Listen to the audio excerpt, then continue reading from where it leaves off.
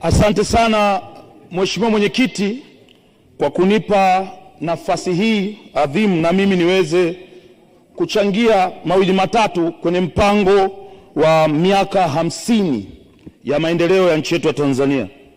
Kwanza kabisa namshukuru sana Mwenyezi Mungu kwa kuniweka hai mpaka leo hii, kwa sababu kampeni zangu zilikuwa na heka nyingi. Lakini pili, namshukuru mwenyekiti wangu wa Chama cha Mapinduzi Dr. Samia Suluhu Hassan kwa kupitisha jina la Clayton Revocatus Chipando Baba Levo.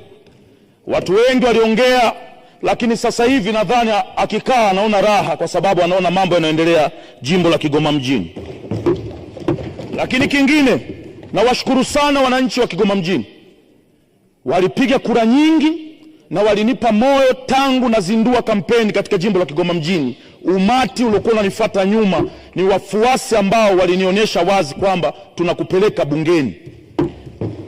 Na nataka niwaahidi kwa uwezo wangu na elimu yangu nilionayo, hii ndo ajira yangu kubwa ya mwisho, ubunge. Nitawatumikia kwa nguvu zangu zote kuhakikisha na kuwa mbunge bora katika bunge hili la Jamhuri ya Muungano wa Tanzania. Baada ya shukrani, naomba nimpongeze waziri wangu, mzee wangu Kitila. Kitila ni mmoja kati ya magenius. Mimi nilikuwa na Kitila zamani, tulikuwa naye Chadema, tulifukuzwa wote. Kama anakumbuka, tulifanya press pale pamoja kikundi chetu. Sasa tuko kwenye chama kikubwa, Chama cha Mapinduzi. Mungu akujalie sana, uendelee kutusaidia kwa mawazo haya ambayo umeyaleta katika mpango huu wa serikali. Kwa haraka naomba nijikite katika upande wa vijana. Nimeona mambo mengi sana yameelezewa namna bora kuweza kuwasaidia vijana katika mpango huu wa miaka 50 ya maendeleo ya nchi yetu ya Tanzania. Mheshimiwa Waziri na Mheshimiwa Mwenyekiti, vijana hawataki kona, vijana wanataka hela. Naomba sana mpango huu upunguze kona kwenye namna ya kumfikishia kijana hela. Kijana anataka pesa, na nitawaambieni ukweli.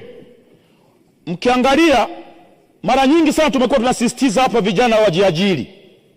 Wazee, kujiajiri lazima uwe na hela. Unajiajirije? Ukitaka kujiajiri, ukiniambia mimi wakati niko nje ya bunge, Baba Levo jiajiri, najiajirije? Na maana nifungue biashara yangu. Biashara naifungua na nini? Tupunguze masharti ya vijana kuweza kukopa. Tunaweka masharti magumu. Mtu kama Linex anataka kukopa, unamwambia alete hati ya nyumba. Linex ana nyumba.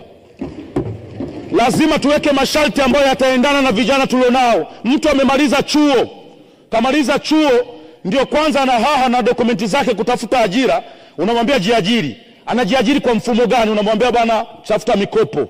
Anaenda kwenye mikopo. Benki zetu tunazijua, zina vigezo ambavyo hivyo vigezo vinamtaka awe na mali ambayo ameshika iweke kama dhamana. Tutafute njia sahihi hawa vijana pesa ziwafikie bila njia ngumu wanazopitia. Mimi nitawaambieni ukweli, mimi ni mfano. Dr. Samia Suluhu Hassan alituwekea wasanii pesa kwa ajili ya kukopa. Tumeenda kukopa, nimeenda kukopa milioni 100. Masharti nilokutana nayo pale, cha kwanza niwe na mali kama gari au nyumba. Nikajiuliza kuhusiana na wasanii wa Singeli, hivi hawa watatoboa kweli kwenye huu mpango? Kwa tafsiri hiyo, hata hizi pesa ambazo nimeona Mheshimiwa Waziri Makonda amepewa bilioni 2, wapunguze masharti ya namna vijana kuzifikia hizo pesa. Wakiwawekea masharti magumu, wataenda watachukua wale wasanii ambao tayari wamesha kuwa matajiri, wana hela, na wale wenye vipaji wa China zile pesa hazitowafikia.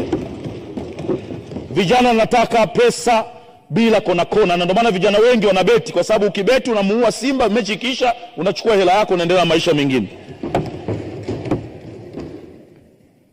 Kwa hiyo kwenye hili naomba sana Mheshimiwa Waziri uweke mfumo ambao utawasaidia vijana kuweza kupata pesa kwa urahisi.